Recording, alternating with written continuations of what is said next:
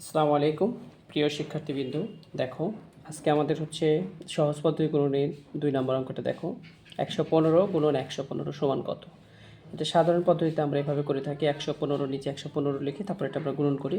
এটা এইভাবে 3টা 4টা ধাপে করতে চাই, অনেক সময় তোমাদের ছোটো ছোটো সোনামণি দিয়ে তোমাদের ভুল হবে।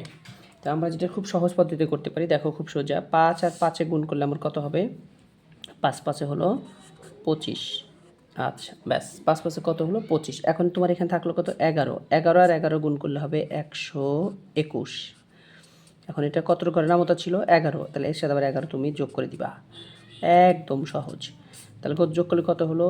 1 আর 1-এ 2, 2 আর 1-এ 3 আর হলো 1, তাহলে 132। দেখো তোমার সময় বাঁচবে পরীক্ষায়। তুমি দেখো এটার উত্তরটা খেয়াল করো, আপনার পাশে উত্তরটা খেয়াল করো, দেখবা সেম উত্তর। পরীক্ষায় এইভাবে এই পদ্ধতিতে তুমি অঙ্ক করলে সময় বাঁচবে।